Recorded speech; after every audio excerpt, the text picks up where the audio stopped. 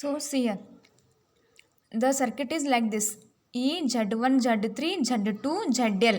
Okay, similarly the problem is also E means voltage, Z1 is replaced by the resistance R1, R2, R3, and this is RL. So now we have to calculate, we shall reduce the network to Norton's equivalent circuit. For this we are required to find IN and RN.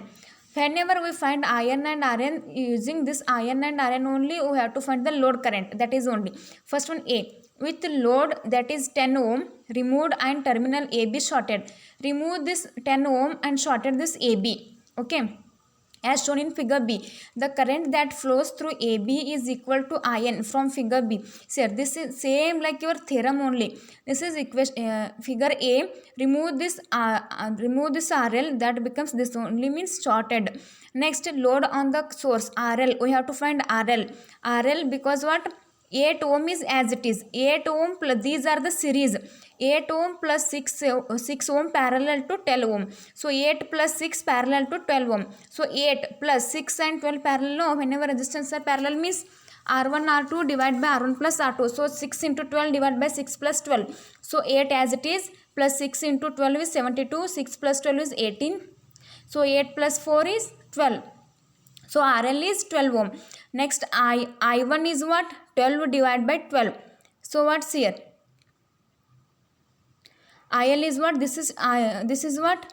12 volt is there. So this IL equals to VL divided by RL. Okay, this is VL divided by RL is 12. So that is what? 1 ampere. Not short circuit current in AB. That is IN equals to I into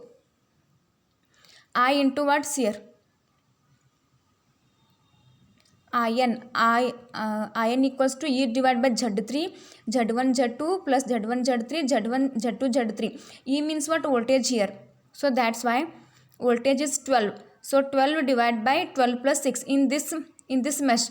Okay, 12 is this 12 divided by these are 12 plus 6. That is what? 12 plus 6. Next I1 is 1, already we found, into 12 divided by 18. That is 1 into 0.666. So anything 1 into 0.666 is what? 0.666 into 7 ampere. Now we have to calculate this is what? RL and IN. We have to calculate IL. So that with the load that is 10 ohm removed and replaced by a short, since his internal resistance is assumed 0. Internal resistance is assumed to be 0. The resistance at terminal AB is equal to RN as shown in figure. Okay, now sir, that is removed. Okay, so that 8, 12, 6, 12 that is removed. Okay, so IN is what? 0.666. This is 10.8. This is 10. Now see here, 6 ohm plus 8 divided by 12. This 6 ohm is as it is. 8 and 12 these are parallel. So parallel means 8 into 12 divided by 8 plus 12. That is also 6 plus 4.8, that is 10.8. Now the Norton's equivalent circuit behind terminals AB is IN, that is equal to 0.667 ampere in parallel with RN, where load that is 10 ohm is connected across the terminals AB. The circuit becomes as shown in figure D. The current source is supplying current to two resistance 10.8 and 10 ohm in parallel. So that is means what? Parallel means 10.8 divided by 10 plus 10.8. Okay. IL is what? 0.666. So 0.666 into this much. The value is 0.5192. So IL is what? 0.3461. So Norton's equivalent circuit behind the terminal AB is 0.3461A. Okay, so what? IL equals to 0.666. IL equal to what? IN into RN divided by R plus RN. Okay, that is what? 0.3461. This is easy. Using theorem only we have to solve the problem. So, second example. Same. Only I changed the resistance value and this EMF value. Okay, this is also same.